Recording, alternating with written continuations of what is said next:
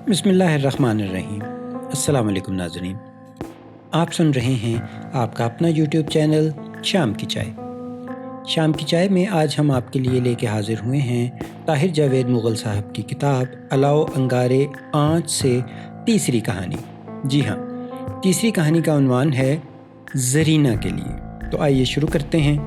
رامپورہ کا نام ذہن میں آتے ہی ایک واردات کی یاد تازہ ہونے لگتی ہے۔ ان دنوں میں سب انسپکٹر تھا۔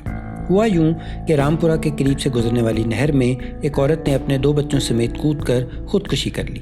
مجھے دن 12 بجے کے قریب اس واقعے کی اطلاع ملی۔ سحر کے وقت میں نے خود جائے حادثہ کا جائزہ لینے کا فیصلہ کیا۔ جولائی اگست کے دن تھے، دھوپ میں کافی شدت تھی۔ میں اپنی گھوڑی پر سوار ہو کر نہر کی طرف روانہ ہوا۔ گاؤں سے نہر تک کوئی 3-4 فرلانگ لمبا ایک کچا راستہ جاتا تھا۔ جس وقت میں موقع پر پہنچا تو ٹوبے یعنی غوطہ خور تھک ہار کر پانی سے باہر بیٹھے ہوئے تھے۔ ان کے لٹکے ہوئے چہرے دیکھ کر میں سمجھ گیا کہ لاشوں کا کوئی سراغ نہیں ملا۔ نہر کے کنارے بہت سے بچے، بوڑھے اور جوان جمع ہو گئے تھے۔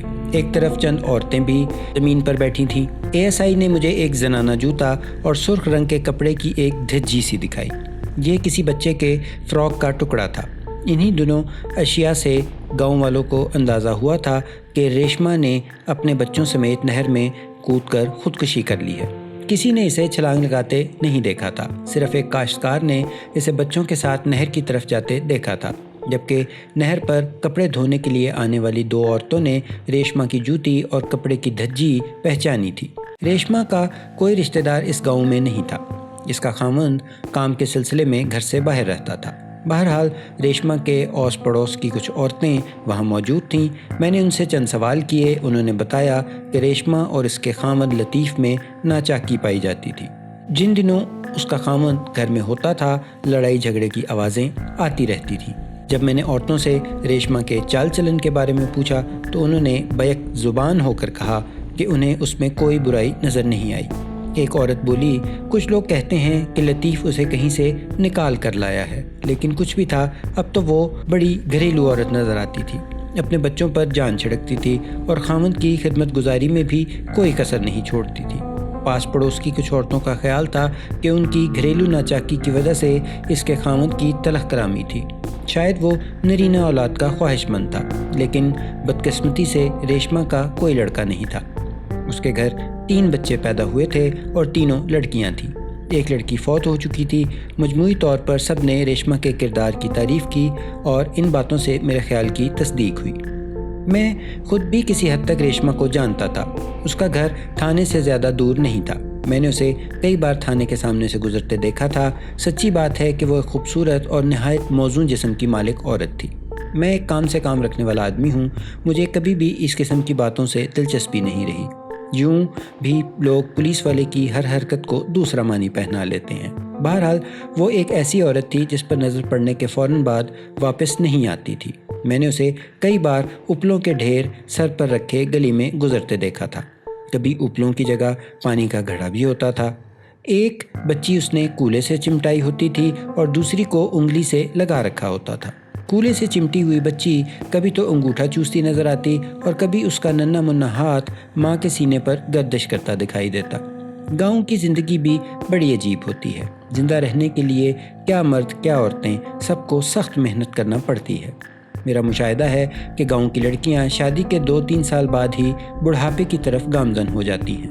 2 بچیوں کی ماں کو دیکھ کر یہ کہنا مشکل ہوتا ہے کہ کبھی اس عورت پر جوانی بھی آئی تھی۔ ہاں، تو میں ریشما کا ذکر کر رہا تھا۔ اگر یہ میلی کچیلی عورت کہیں شہر میں ہوتی تو اس کے انداز ہی اور ہوتے۔ میں نے اپنے سامنے تیزی سے بہتی ہوئی نہر کو دیکھا۔ بارشوں کا موسم تھا اور بہاؤ میں کافی شدت محسوس ہو رہی تھی۔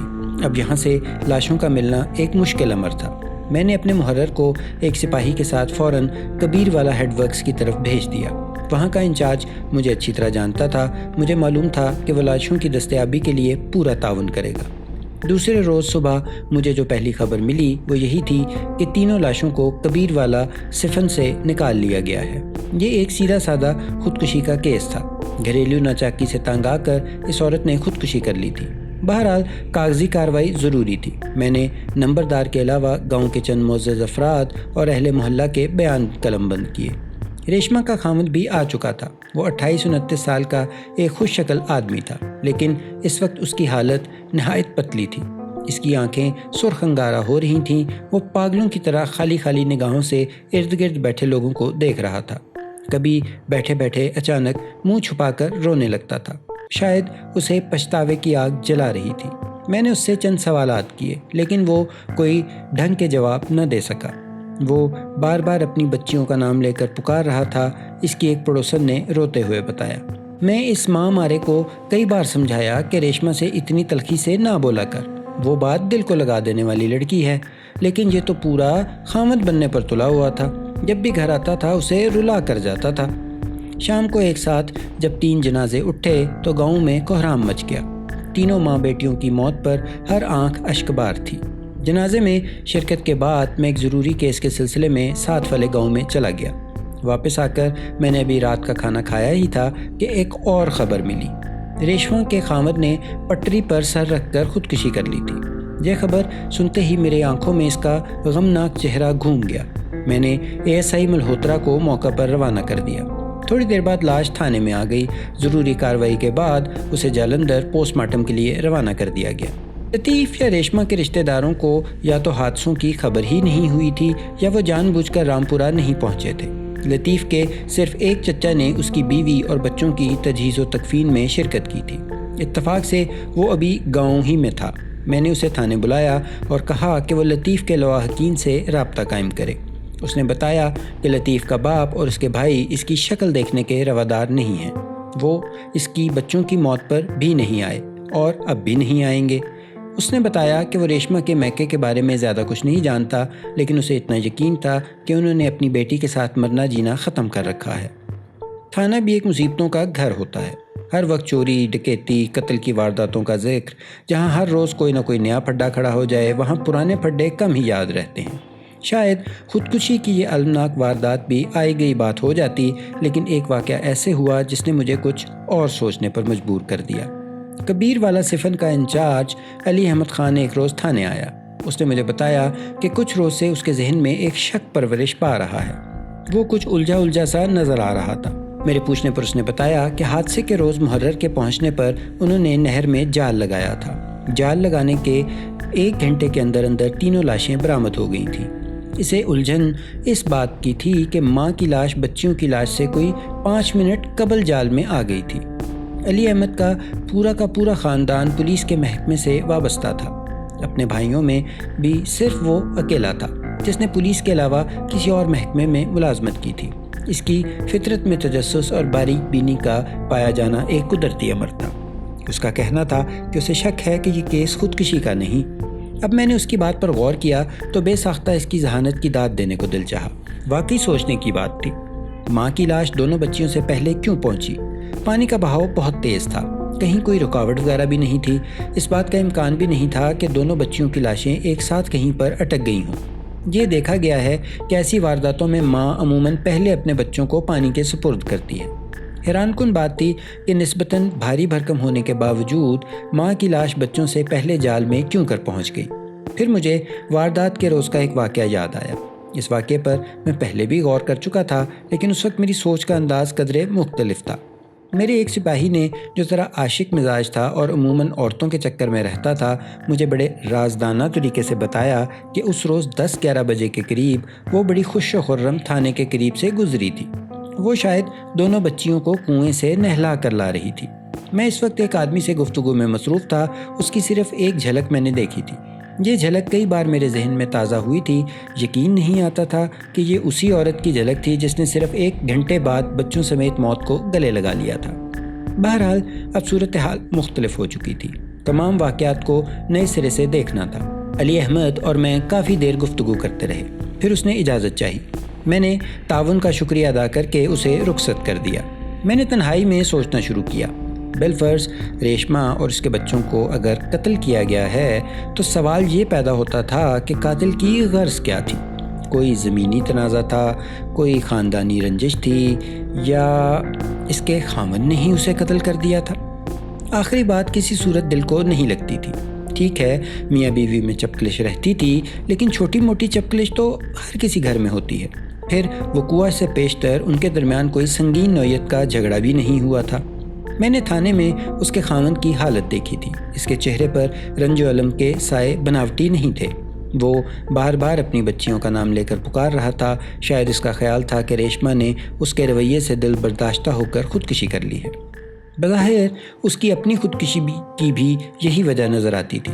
اس کے اس اقدام کو دیکھتے ہوئے یقین سے کہا جا سکتا تھا کہ وہ اپنے بال بچوں کو دل کی گہرائیوں سے چاہتا تھا۔ باقی رہی خاندانی رنجش والی بات تو اس پر غور کیا جا سکتا تھا۔ لطیف کے چچا نے واضح طور پر کہا تھا کہ ریشما اور لطیف کی شادی ان کی باہمی محبت کا نتیجہ تھی، اور اس شادی نے دونوں کو اپنے اپنے رشتہ داروں سے بالکل کاٹ دیا تھا۔ ہو سکتا تھا یہ ان دونوں میں سے کسی کے قریبی رشتہ داروں کا کام ہو۔ لڑکی کے گھر والوں پر زیادہ شک کیا جا سکتا تھا۔ اس قسم کے معاملوں میں لڑکی والوں کا عموماً زیادہ ہاتھ ہوتا ہے۔ بہرحال لڑکے والوں کو بھی نظر انداز نہیں کیا جا سکتا تھا۔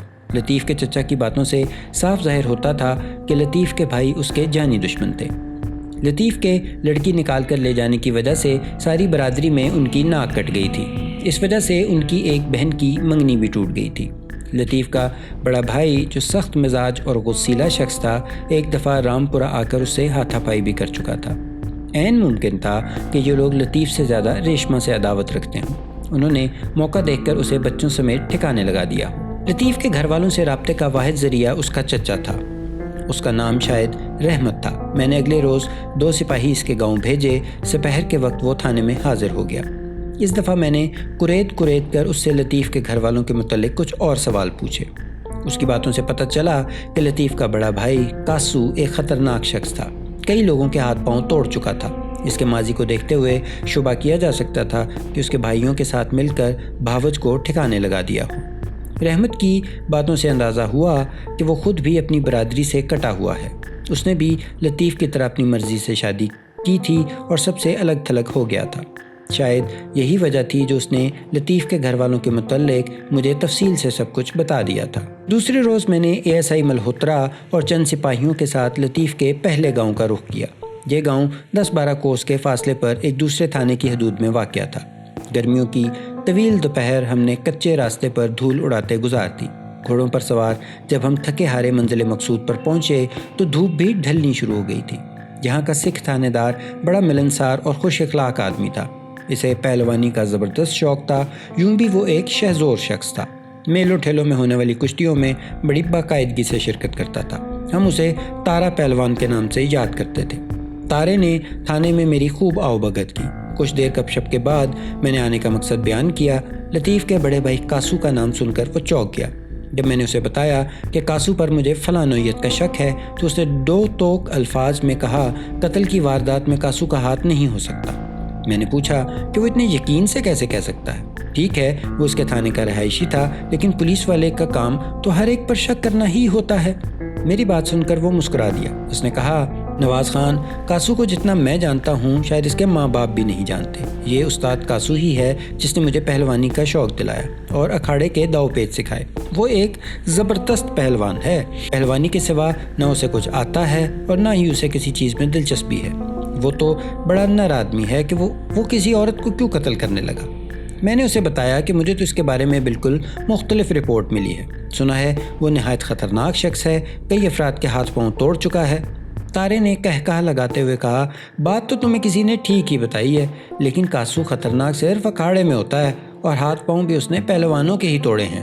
2 دفعہ تو میرا کندھا اترا ہے اس کے ہاتھوں۔ میں اس کی حمایت میں اس لیے نہیں بول رہا کہ وہ میرا استاد ہے۔ تفتیش کے بعد بھی تمہیں آخر اسی نتیجے پر پہنچنا ہے۔ دراصل تمہیں صحیح اطلاع نہیں دی گئی۔ بہرحال میرے کہنے پر اس نے آدھے گھنٹے کے اندر کاسو، اس کے باپ اور بھائیوں کو تھانے میں بلا لیا۔ کاسو کا چہرہ واقعی کسی قاتل کا چہرہ نہیں تھا۔ اس کی عمر 40 سال کے قریب تھی، لیکن صحت بہت اچھی تھی۔ گفتگو سے وہ ایک سیدھا سادہ آدمی دکھائی دیتا تھا۔ دونوں چھوٹے بھائی بھی چہرے مورے سے شریف ہی نظر آتے تھے۔ ان کا باپ سرخ و سفید چہرے والا ایک باریش شخص تھا۔ اس کے ماتھے کی محراب اسے ایک مذہبی شخص ظاہر کرتی تھی۔ بیٹے اور اس کے بچوں کی ناگہانی موت پر وہ ملول ضرور تھا، لیکن اپنے رویے پر پشیمان دکھائی نہیں دیتا تھا۔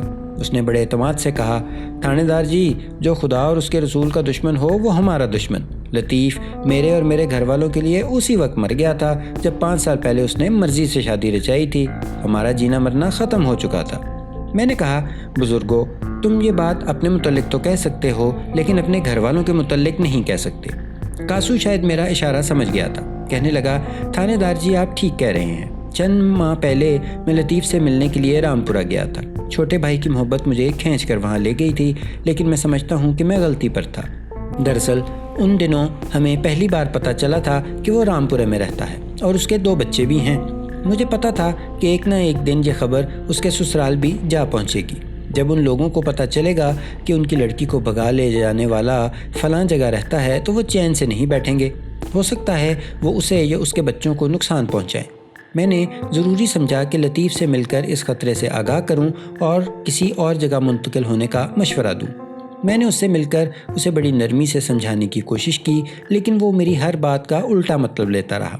اس نے بڑے ٹیش سے کہا میں یہیں رہوں گا اور ٹھوک بجا کر رہوں گا، تم اور تمہارے باپ سے جو کچھ ہوتا ہے کر لو۔ اس کا خیال تھا کہ میرا اس کے پاس آنے کا اصل مقصد یہ ہے کہ دونوں میاں بیوی میں علیحدگی ہو جائے۔ اس کی الٹی باتوں پر مجھے بھی طیش آ گیا۔ میں نے اسے تھپڑ مارا اور وہ مجھ سے گتھم گتھا ہو گیا۔ مجھے اس سے یہ امید نہیں تھی۔ میں روتا ہوا وہاں سے واپس آیا۔ کاسو پہلوان کی آنکھوں میں پھر آنسو چمک رہے تھے۔ اس کے باپ نے سخت لہجے میں کہا وہ تھا ہی بڑا بد فطرت، کوئی اچھائی کرتا تو اسے بھی برائی سمجھتا تھا۔ یہ جو کچھ ہوا ہے یہ سب کچھ اس کے کرموں کا پھل ہے۔ میں نے ان سے پوچھا آپ لوگوں کو کس پر شک ہے؟ اس کے باپ نے کہا ہمارا اس معاملے سے کوئی تعلق ہی نہیں ہے اور نہ ہی ہمیں کسی پر شک کرنے کی ضرورت ہے۔ مجھے اس کے باپ کی بے حسی پر غصہ آ رہا تھا۔ میں نے ذرا تھانے داری لہجے میں کہا بزرگوں یہ بات نہ کرو، تعلق تو تم سب کا بنتا ہے، وہ تمہارا بیٹا تھا، تمہارے بیٹے کو تم سے ایک عورت نے چھین لیا، وہی عورت اپنے بچوں سمیت قتل کر دی گئی، تو تعلق کیسے نہ بنتا تمہارا؟ اب اگر تم لوگ مجھے کچھ بتاؤ گے نہیں تو بات کیسے بنے گی؟ کاسو میرے لہجے کی گرمی کو محسوس کر کے بولا تھانے دار صاحب شک والی تو کوئی بات ہی نہیں، ہمیں یقین ہے کہ اگر لطیف کے بیوی بچے قتل ہوئے ہیں تو اس کے سسرال والوں نے ہی کیے ہیں۔ میں نے پوچھا خاص طور پر تمہیں کس پر شک ہے؟ کاسو نے کہا کسی ایک پر شک تو ہم نہیں کر سکتے، بہرحال ریشما کے 2 بڑے بھائی خاص طور پر اتھرے ہیں۔ پہلے انہوں نے ہمیں بھی بہت دھمکیاں دی تھیں لیکن اب 1.5 سال سے خاموش ہیں۔ کاسو کے ایک بھائی نے کہا تھانے دار جی آپ کو ان کے گھر کے اندرونی حالات کے بارے میں ٹھیک باتیں عبداللہ ہی بتا سکتا ہے، سنا ہے یہ شخص پیری مریدی کرتا ہے۔ ریشما کے گھر والے اس کے زبردست مرید ہیں، ہر کام کرنے سے پہلے وہ اس سے مشورہ کرتے ہیں۔ یہ شخص مہندی پور میں رہتا ہے۔ مہندی پور میرے ہی تھانے کا ایک موضع تھا۔ میں نے ذہن پر زور دیا لیکن عبداللہ نامی کسی پیر فقیر کا چہرہ ذہن میں نہیں آیا۔ رخصت ہونے سے قبل میں نے لطیف کے گھر والوں اور خاص طور پر اس کے والد سے کہا کہ مرنے والا مر گیا، اب وہ قاتلوں کو کیفر کردار تک پہنچانے کے لیے پوری ایمانداری کے ساتھ پولیس سے تعاون کریں اور پولیس ان کی پوری حفاظت کرے گی۔ میں نے تارا سنگھ کی طرف دیکھا، وہ کہیں کھویا ہوا اپنے بازوؤں کے مسل ٹٹول رہا تھا۔ چونک کر بولا بالکل یہ بھی کوئی کہنے کی بات ہے بادشاہ۔ اس سے اگلے روز میں نے ملہوترا کو ایک سپاہی دے کر مہندی پور بھیجا۔ وہ 1.5 گھنٹے بعد عبداللہ کو تھانے لے آیا۔ میری توقع کے برعکس وہ 30-32 سال کا ایک جوان تھا۔ داڑھی مونچھ بالکل صاف تھی۔ پہلے تو مجھے شک ہوا کہ شاید ملہوترا کسی اور شخص کو پکڑ لایا ہے، لیکن جلد ہی اندازہ ہو گیا کہ یہ وہی پیری مریدی والا عبداللہ ہے۔ عبداللہ کی آنکھیں سرخی مائل اور چمکدار تھیں۔ پہلی نظر میں ہی وہ مجھے ایک چالاک اور گہرا شخص لگا تھا۔ بہرحال اس وقت وہ کچھ ڈرا سا تھا۔ میں نے پہلے تو اس کا رہا سہا خوف دور کرنے کی کوشش کی۔ جب وہ کافی سے زیادہ ڈر چکا تو میں نے اس سے گاؤں کے گھر والوں کے بارے میں پوچھنا شروع کیا۔ وہ تھوڑا سا جھجکا۔ میں نے سرد لہجے میں کہا دیکھو میاں میں دم درود کا منکر نہیں ہوں، لیکن میرے پاس جو جن ہے نا وہ ایک بار تم سے چمٹ گیا تو سارے وظیفے دھرے رہ جائیں گے۔ اگر 20 سال جیل کاٹنے کا ارادہ نہیں ہے تو خوشی سے چپ رہو، ورنہ سب کچھ صاف صاف کہہ دو۔ اس نے اٹک کر جو باتیں بتائیں ان کا لب لباب یہ ہے ریشما کے ملک رب نواز کے دونوں بڑے بیٹے 5-6 مہینے سے ایک مقدمے میں جیل بھگت رہے ہیں۔ چھوٹا بیٹا گھر میں ہے لیکن وہ بیساکھیوں کے سہارے چلتا ہے۔ اس سے یہ امید نہیں کی جا سکتی کہ اس نے تہرے قتل کی واردات کی ہو۔ رب نواز خود کافی بوڑھا ہو چکا ہے اور یوں بھی بیمار رہتا ہے۔ عبداللہ کی باتوں سے ظاہر ہوتا تھا کہ وہ رب نواز اور اس کے بیٹوں کو بے قصور ثابت کرنے کی کوشش کر رہا ہے۔ میں نے ایک بار اسے آنکھیں دکھائیں تو اس نے کہا تھانے دار صاحب اگر رب نواز کے دونوں بیٹے جیل میں نہ ہوتے تو میں یقین سے کہہ سکتا تھا کہ واردات میں ان کا ہاتھ ہے، کیونکہ پچھلے دنوں انہیں معلوم ہو گیا تھا کہ لطیف رامپورے میں رہتا ہے۔ انہوں نے جیل سے رہا ہوتے ہی اس کا کام تمام کرنے کا منصوبہ بنایا ہوا تھا۔ میں نے سخت لہجے میں کہا، اس کا مطلب ہے کہ تمہیں اس منصوبے کا علم تھا، پھر بھی تم نے پولیس کو اطلاع نہیں دی، کیا میں تمہیں بھی ان کا ساتھی سمجھوں؟ وہ جی نہیں، وہ بری طرح گھبرا گیا اور بے گناہی کی قسمیں کھانے لگا۔ میری نظروں میں اس کا کردار کچھ مشکوک ہو گیا تھا۔ بہرحال میں نے اس شرط کے ساتھ اسے جانے کی اجازت دے دی کہ وہ کسی کو اس بارے میں کچھ نہیں بتائے گا اور اطلاع دیے بغیر تھانے کی حدود سے باہر بھی نہیں جائے گا۔ وہ اٹھ کر گیا ہی تھا کہ لطیف کا چچا رحمت آ گیا۔ میں نے اسے خود تھانے بلوایا تھا۔ میرے ذہن میں ایک خیال پیدا ہوا تھا کہ ہو سکتا ہے کہ رحمت کا اس قتل میں کوئی ہاتھ نہ ہو۔ بھائیوں کے ساتھ اس کی دشمنی اس کی غلط بیانی سے ظاہر ہو گئی تھی۔ اس نے اپنے بھتیجوں کاسو پہلوان وغیرہ کا جو نقشہ کھینچا تھا وہ اس سے بالکل مختلف نکلے تھے۔ لطیف کی طرح وہ بھی خاندان برادری سے کٹا ہوا تھا۔ ہو سکتا ہے اس نے بھائی کی دشمنی بھتیجے سے نکالی ہو، بھتیجے کا گھر برباد کر کے اسے والدین سے لڑانے کی کوشش کی ہو۔ میں نے اس سے چند سوالات کیے۔ اس کی باتوں سے پتہ چلا کہ وہ لطیف کے گھر صرف 2-3 دفعہ آیا تھا۔ ہاں، لطیف اور ریشمہ اس کے گھر آتے جاتے رہتے تھے۔ میں نے اس سے کہا، ریشمہ واردات کے روز اپنے بچوں کو نہلا دھلا کر کہیں روانہ ہوئی تھی۔ اس نے پڑوس کی عورت سے کہا تھا کہ وہ کل آئے گی۔ تمہارے گھر کے علاوہ وہ کہیں آتی جاتی بھی نہیں تھی۔ تمہارا کیا خیال ہے کہ وہ تمہارے ہاں آ رہی تھی؟ رحمت نے کہا کہ وہ صرف 1 ہفتہ پہلے ہمارے ہاں آئی تھی اور پھر جس راستے پر وہ جا رہی تھی وہ ہمارے گاؤں کو نہیں جاتا۔ میرا خیال ہے وہ کہیں اور جا رہی تھی۔ تھوڑی دیر کے بعد میں نے اسے جانے کی اجازت دے دی۔ جب وہ چلا گیا تو میں نے ایک مخبر اس کے پیچھے لگا دیا۔ اب میں نے اس بات پر غور شروع کیا کہ ریشمہ واردات کے روز کہاں جا رہی تھی۔ مجھے اندازہ ہوا کہ ریشمہ کے سلسلے میں میری معلومات ابھی کافی محدود ہیں۔ میں نے اس کے پاس پڑوس کی 2 عورتوں کو پھر تھانے بلایا اور نئے سرے سے پوچھ گچھ کی۔ دونوں عورتوں نے بتایا کہ ریشمہ مہینے میں 1 بار اپنے کسی چچا سے ملنے جایا کرتی تھی۔ اس کے علاوہ وہ کہیں آتی جاتی نہیں تھی۔ میرے اس سوال پر کہ اس کے گھر کون کون آتا تھا، ایک عورت کچھ یاد کرتے ہوئے بولی، محلے کی عورتوں کے علاوہ صرف ایک نوجوان لڑکی کبھی کبھی اس سے ملنے آتی تھی۔ یہ ایک اہم اطلاع تھی۔ پہلے اس نے اس اطلاع کو دینے سے معذوری ظاہر کی یا شاید پریشانی کی وجہ سے اسے یاد نہیں آ رہا تھا۔ اس نے بتایا کہ وہ سنہرے بالوں والی ایک خوبصورت لڑکی تھی اور ساتھ والے گاؤں سے آئی تھی۔ میں نے پوچھا کہ کیا وہ خاص طور پر صرف ریشمہ ہی سے ملنے آئی تھی؟ ایک عورت کو کچھ یاد آ رہا تھا۔ اس نے کہا، تھانے دار پتر، مجھے یاد آ رہا ہے ریشمہ نے ایک دفعہ کہا تھا، ہاں زرینہ نام تھا اس کا، ریشمہ نے کہا تھا کہ زرینہ اپنی پھپھی سے ملنے آئی ہے۔ ایک دفعہ تو مجھے اس پر شک بھی ہوا تھا۔ اس نے کہا تھا کہ اس کی پھپھو رائیوں کے محلے میں رہتی ہے، لیکن میں نے کبھی اس کی پھپھی کو اس کے ساتھ نہیں دیکھا، نہ ہی اس نے کبھی ریشمہ کو اپنی پھپھی سے ملایا۔ وہ لڑکی کون تھی جو ریشمہ سے ملتی تھی؟ میں نے اپنے مخبروں کو ارائیوں کے محلے میں چھان بین کرنے کو کہا، لیکن زرینہ اس کی پھپھی کا کوئی سراغ نہیں ملا۔ اس کا مطلب تھا کہ زرینہ نامی یہ لڑکی مشکوک تھی۔ پڑوس کی عورتوں کے مطابق خودکشی کے واقعے سے 2 روز قبل ہی وہ لڑکی ریشمہ کے گھر آئی تھی۔ ہو سکتا تھا اس لڑکی کی ریشمہ کے ہاں آمد و رفت کا قتل سے گہرا تعلق ہو، لیکن اس لڑکی کا پتہ کیسے چلایا جائے؟ کچھ معلوم نہیں تھا کہ وہ کون تھی، کہاں سے آتی تھی۔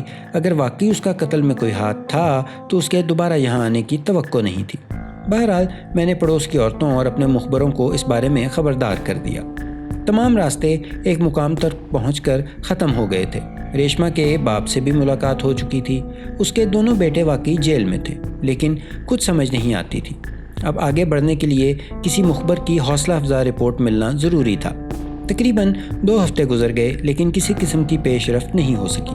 ایک موقع پر تو مجھے بھی شک ہونے لگا کہ شاید یہ خودکشی کا ہی کیس ہے۔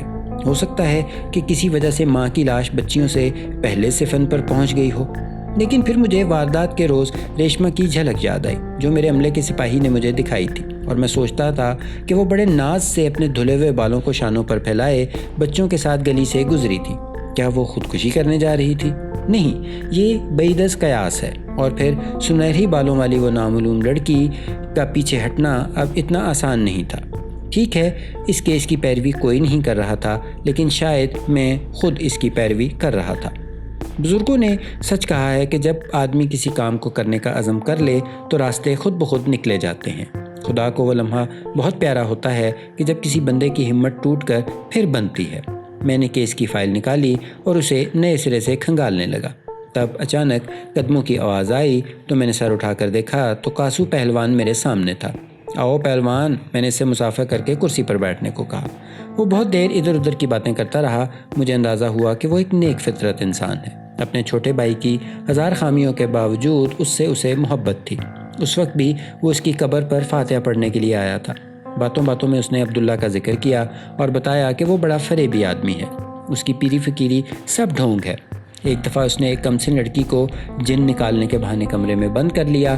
بعد میں لڑکی نے والدین سے شکایت کی کہ پیر صاحب نے اسے کپڑے اتارنے کو کہے تھے۔ ریشمہ کے گھر والوں کو اس میں نہ جانے کیا نظر آتا ہے، ورنہ اس کے اپنے گاؤں والے بھی اسے منہ نہیں لگاتے۔ اس کی باتوں سے یہ بھی پتہ چلا کہ عبداللہ پوسٹ کا نشہ کرتا ہے۔ پوسٹ کے ذکر پر میں چونک گیا۔ مقدمے کی فائل میرے سامنے ہی پڑی تھی۔ میں نے لطیف کی پوسٹ مارٹم رپورٹ نکال لی۔ کیمیکل ایگزامن کے مطابق متوفی کے معدے میں پوسٹ کے اجزاء پائے جاتے تھے۔ دوسرے نشوں کی نسبت پوسٹ کا استعمال اتنا عام نہیں کیا جاتا۔ اس اتفاق نے مجھے کچھ سوچنے پر مجبور کر دیا۔ عبداللہ جو پہلے ہی میری نظروں میں مشکوک تھا، اب اور مشکوک ہو گیا تھا۔ میں نے اگلے روز پہلا کام یہ کیا کہ مہندی پور کے ایک خاص مخبر کو عبداللہ کی نگرانی پر لگا دیا۔ مخبر نے تیسرے ہی روز ایک چونکا دینے والی خبر سنائی۔ اس نے بتایا کہ سنہرے بالوں والی ایک لڑکی عبداللہ سے ملنے اس کے ڈیرے پر آتی ہے۔ کل شام بھی وہ اس سے ملنے آئی تھی۔ دونوں نے کوئی 2 گھنٹے تنہائی میں گزارے۔ لگتا ہے کہ ان دونوں میں پیری مریدی کے علاوہ بھی کوئی رشتہ ہے۔ یہ بہت اہم خبر تھی۔ میں نے مخبر کو شاباش دے کر واپس بھیجا اور اس سے کہا کہ احتیاط سے نگرانی کا کام جاری رکھے۔ مسئلہ کچھ الجھ رہا تھا، لیکن یہ بہت بڑی بات تھی کہ سنہری بالوں والی لڑکی کا کھوج کھرا مل گیا تھا۔ ریشمہ کے والدین اور عبداللہ کا رابطہ تو سمجھ میں آتا تھا، لیکن یہ سنہری بالوں والی لڑکی کون تھی؟ یہ ظاہر ہو گیا تھا کہ اس واردات میں اس لڑکی کا کردار کس نوعیت کا تھا۔ 2 صورتیں ہو سکتی تھیں۔ عبداللہ نے اس لڑکی سے کام لیا تھا یا وہ عبداللہ سے کام لے رہی تھی۔ اگر وہ اس سے کام لے رہی تھی تو اسے ریشمہ کے قتل سے کیا فائدہ پہنچ سکتا تھا؟ وہ لطیف سے شادی کرنا چاہتی تھی، اس سے کوئی انتقام لے رہی تھی، مگر کس چیز کا انتقام؟ اس روز کافی گرمی پڑ رہی تھی۔ میں ایک چھوٹے سے ہوٹل کے اندر کرسی پر بیٹھا تھا۔ سامنے بسوں کے اڈے پر پولیس کے 6 سادہ جوان گھوم رہے تھے۔ مخبر کی اطلاع کے مطابق زرینہ بس اڈے پر پہنچ چکی تھی۔ اس نے بوسکی رنگ کی ایک لمبی سی چادر اوڑھ رکھی تھی۔ ایک بڑا سا صندوق اس کے قدموں میں پڑا تھا۔ وہ بے چینی سے ٹانگوں کے سٹینڈ کی طرف دیکھ رہی تھی۔ وہ 22-23 سال کی ایک خوبصورت لڑکی تھی۔ دھوپ کی وجہ سے اس کا رنگ بالکل سرخ ہو رہا تھا۔ اس نے ہاتھوں میں سونے کی چوڑیاں پہن رکھی تھیں۔ بسوں کے کنڈکٹر اور ڈرائیور اسے گھور گھور کر دیکھ رہے تھے۔ شاید اسی لیے وہ کچھ گھبرائی ہوئی نظر آتی تھی۔ وہ بار بار چادر کے پلو سے چہرہ ڈھانپنے کی کوشش کر رہی تھی۔ 12 بجے کے قریب ایک تانگے سے عبداللہ اترتا ہوا دکھائی دیا۔ اس نے سفید شلوار قمیض پہن رکھی تھی۔ وہ تیز تیز قدم اٹھاتا سیدھا زرینہ کے پاس پہنچا۔ دونوں تھوڑی دیر خسر پسر کرتے رہے۔ پھر عبداللہ نے ٹکٹیں لیں اور وہ دونوں چنڈی گڑھ جانے والی بس میں سوار ہو گئے۔ یہ بس اسی ہوٹل کے عین سامنے کھڑی تھی جس کے اندر میں بیٹھا ہوا تھا۔ تھوڑی دیر بعد ASI ملہوترا اور پولیس کے 2 جوان بس میں داخل ہوئے۔ انہوں نے عبداللہ اور زرینہ سے کہا کہ وہ دونوں نیچے اتر آئیں۔ عبداللہ شاید پولیس والوں کو پہچان نہیں سکا تھا۔ اس نے کہا، کیا بات ہے جوانوں، جو بات کرنی ہے یہیں پر کرو۔ اتنے میں زرینہ بھی پٹاخ پٹاخ بولنے لگی۔ وہ بڑی ہوشیار عورت دکھائی دیتی تھی۔ بس کی تمام سواریاں یہی سمجھ رہی تھیں کہ وہ اس کی بیوی ہے جو اپنے خاوند کی حمایت میں بول رہی ہے۔ اس کے اس طرح بولنے سے عبداللہ بھی شیر ہو گیا تھا اور اڑ کر اپنی سیٹ پر بیٹھا ہوا تھا۔ میں اطمینان سے چلتا ہوا باہر نکلا۔ میرا چہرہ دیکھ کر عبداللہ کی سٹی گم ہو گئی۔ زرینہ ابھی تک بولے جا رہی تھی۔ میں نے عبداللہ کو ایک موٹی سی گالی دی اور گردن سے دبوچ کر کہا، اوئے تجھے تو میں نے کہا تھا مجھے بتائے بغیر گاؤں سے باہر نہ جانا، تو کدھر کو جا رہا ہے؟ پھر میں اسے بالوں سے گھسیٹتا ہوا باہر لے آیا۔ اب زرینہ اونچی آواز میں واویلا کر رہی تھی۔ اس کے چہرے کے تاثرات یکدم بدل گئے تھے۔ میں نے بڑی نرمی سے پوچھا، بی بی تم اس لفنگے کے ساتھ کہاں؟ مجھے معلوم تھا وہ کیا جواب دے گی۔ کہنے لگی، تھانے دار صاحب یہ مجھے دھوکے سے یہاں لایا ہے، میں اپنی مرضی سے تو نہیں آئی۔ گھبراہٹ میں لوگ ایسی ہی الٹی سیدھی ہانکنے لگتے ہیں۔ میں نے بوٹ کی ٹھوکر عبداللہ کی کمر پر لگا کر کہا، چل ہاں پتر ذرا تھانے، تیری پیری مریدی میں دیکھتا ہوں۔ زرینہ کو صورتحال اور اپنے بیانوں کی گڑبڑ کا بالکل اندازہ نہیں ہوا تھا۔ میں چاہتا بھی یہی تھا، ورنہ جس قسم کی وہ لڑکی تھی تھانے جاتے جاتے اس نے بے حد شور مچانا تھا۔ عام سی واردات تھی، لیکن شام سے پہلے زرینہ اور عبداللہ نے سب کچھ اگل دیا۔ کیس بالکل واضح تھا۔ زرینہ نے اپنے کردار سے عورت کا ایک نہایت گھناؤنا روپ پیش کیا تھا۔ وہ ریشمہ کی رشتہ دار اور نہایت قریبی سہیلی تھی۔ دراصل وہ بھی لطیف سے محبت کرنے لگی تھی، لیکن لطیف صرف ریشمہ کو چاہتا تھا۔ زرینہ حالانکہ ریشمہ سے زیادہ خوبصورت تھی، لیکن 1000 کوشش کے باوجود لطیف کو اپنی جانب مائل نہ کر سکی۔ وہ لطیف پر جان دیتی تھی اور لطیف ریشمہ کا دیوانہ تھا۔ وہ ایک عرصے تک چپکے رقابت کی آگ میں جلتی رہی۔ بعد میں لطیف ریشمہ کو نکال کر لے گیا۔ یہ زرینہ ہی تھی جس نے سب سے پہلے لطیف کا کھوج لگایا۔ اس مقصد کے لیے اس نے جھاڑ پھونک کرنے والے عبداللہ کو اپنے ساتھ ملا لیا۔ اپنے حسن کی چکا چوند دکھا کر اس نے عبداللہ کو مجبور کیا کہ وہ لطیف اور ریشمہ کا سراغ لگائے۔ جب ان کا سراغ مل گیا تو اس نے ایک نیا کھیل شروع کر دیا۔ وہ ریشمہ کا گھر برباد کرنے کی نیت لے کر اس کے پاس پہنچی۔ اس نے یوں ظاہر کیا کہ جیسے ان کی ملاقات اتفاقاً ہو گئی ہے۔ ریشمہ نے اس پر یقین کر لیا اور بچپن کی سہیلی سے اپنا تمام دکھ سکھ بیان کیا۔ اس نے زرینہ کو بتایا کہ اس کا خاوند نرینہ اولاد کی شدید خواہش رکھتا ہے۔ اگر اس دفعہ بھی اس کے ہاں لڑکا پیدا نہ ہوا تو لطیف کا رویہ بدل جائے گا اور ان کی گھریلو زندگی تلخ ہو جائے گی۔ زرینہ کے لیے جو صورتحال نہایت سازگار تھی۔ وہ ریشمہ کو فوراً عبداللہ کے پاس لے گئی۔ عبداللہ نے بھولی بھالی ریشمہ کو چند ہی ملاقاتوں میں اپنے فقیری شکنجے میں جکڑ لیا۔ وہ جھاڑ پونچھ کے لیے وقتاً فوقتاً اسے اپنے گھر بلانے لگا۔ ریشمہ بیچاری ان باتوں کو نہیں سمجھتی تھی۔ وہ اپنے مجازی خدا کو خوش کرنے کے لیے سب کچھ کر رہی تھی۔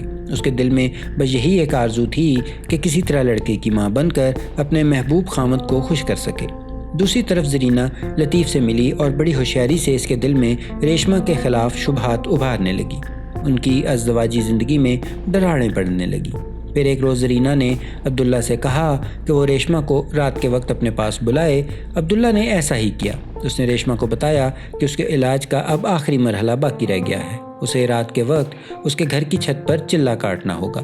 اس چلے کے بعد اس کی مراد پوری ہو جائے گی۔ خامند کی خوشنودی کے لیے ریشمہ یہ بھی کرنے کو تیار ہو گئی۔ دوسری طرف زرینہ نے لطیف کو ہوشیار کر دیا اور کہا کہ اس کی بیوی اپنے یار کے گھر جا رہی ہے، اگر وہ اپنی عزت بچانا چاہتا ہے تو بچا لے۔ جب ریشمہ عبداللہ کے گھر جانے کے لیے گاؤں سے روانہ ہوئی تو لطیف کھیتوں میں چھپا بیٹھا تھا۔ اس نے ریشمہ کا پیچھا کیا اور نہر کے کنارے سرکنڈوں میں اسے روک لیا۔ خامند کی غضبناک صورت دیکھ کر ریشمہ کے ہوش اڑ گئے۔ لطیف کی آنکھوں پر شکوک کا پردہ تھا اور غصے سے اس کی صورت بگڑی ہوئی تھی۔ ظاہر ہے اس نے ریشمہ سے پوچھا ہوگا کہ وہ رات کہاں گزارنے جا رہی ہے۔ خوف زدہ ذہن سے کوئی جواب نہ بن پایا ہوگا۔ خامند اپنی پاک دامن بیوی کو گھسیٹتا ہوا نہر پر لے آیا ہوگا۔ کمزور عورت نے ملتجیانہ نگاہوں سے غیظ و غضب سے بھرے شوہر کی طرف دیکھا ہوگا، اپنی معصوم بچیوں پر نگاہ دوڑائی ہوگی اور پھر مجازی خدا کا دھکا کھا کر نہر کے پانی میں منہ چھپا لیا ہوگا۔ شاید ماں کے ڈوبنے کا منظر دیکھ کر بڑی لڑکی ڈر کر بھاگی تھی۔ اس کے فراک کی دھجی کنارے سے ہٹ کر ایک جھاڑی میں پھنسی ہوئی تھی۔ غیظ و غضب میں بپھرا ہوا باپ معصوم بیٹی کے پیچھے لپکا تھا۔ ہو سکتا ہے کہ وہ سرکنڈوں میں چھپ گئی ہو۔ اس نے اسے وہاں سے پکڑا تھا اور نہر کے کنارے پہنچ کر نہایت سنگ دلی سے دونوں بچیوں کو لہروں کے سپرد کر دیا تھا۔ لیکن ابھی بھی ان کے اندر آگ بھڑکی ہوئی تھی اور ٹھنڈی نہیں ہوئی تھی۔ وہ عبداللہ سے بھی بدلہ چکانا چاہتا تھا۔ دوسرے روز وہ چپکے سے عبداللہ کے ڈیرے پر پہنچا تھا۔ وہاں زرینہ کے ساتھ ساتھ عبداللہ کے چیلے چانٹے بھی موجود تھے۔ زرینہ نے اس کی طرف فاتحانہ نگاہوں سے دیکھا۔ ایک لمحے میں لطیف سب کچھ بھانپ گیا۔ اس کی آنکھوں پر بندھی ہوئی پٹی ایک ہی جھٹکے سے اتر گئی۔ وہ اپنے اصل دشمن کا چہرہ بے نقاب دیکھ رہا تھا۔ وہ چیختا ہوا زرینہ پر جھپٹا، لیکن عبداللہ کے آدمیوں نے اسے راستے میں ہی دبوچ لیا۔ زرینہ نے فخریہ انداز میں اسے بتایا کہ اس نے اپنے بیوی بچوں کو ناحق قتل کیا ہے۔ لطیف نے دیوانوں کی طرح چیخنا چلانا شروع کر دیا۔ ان لوگوں نے اسے پہلے تو زبردستی نشہ پلایا، پھر سر پر لاٹھیاں مار مار کر ہلاک کر دیا۔ تب عبداللہ کے آدمیوں نے اس کی لاش کو اٹھایا اور رات کی تاریکی میں ریلوے لائن پر ڈال آئے۔ خودکشی کی ایک عام سی واردات کے پیچھے ایک نہایت گھنونی سازش چھپی ہوئی تھی۔ زرینہ، عبداللہ اور اس کے 2 آدمیوں پر مقدمہ چلا۔ چاروں کو 14 سال قید بامشقت کی سزا ہوئی۔ اگر یہ کہا جائے کہ 5ویں مجرم لطیف کو سزائے موت ہوئی ہے تو بے جا نہ ہوگا۔ اس شخص کو مرنا ہی چاہیے تھا۔ وہ ایسے ہی اذیت ناک طریقے سے مرنا چاہیے تھا جیسے وہ مرا۔ اس نے بے گناہ بیوی اور معصوم بچوں کو صفائی کا موقع دیے بغیر موت کی سزا دے دی تھی۔ اسے بھی کبھی کبھی مجھے ایک عورت کی جھلک یاد آ جاتی ہے جو ایک چمکدار صبح کو اپنے خوش و خرم بچوں کو انگلی سے لگائے رامپورہ تھانے کے سامنے سے گزری تھی۔ ناظرین، یہ تھی جرم و سزا سے بھرپور ایک انسپکٹر نواز کی ایک اور کہانی۔ چینل کو لائک کیجئے، سبسکرائب کیجئے اور شیئر بھی کیجئے۔ اپنا بہت سا خیال رکھیے۔ اللہ حافظ۔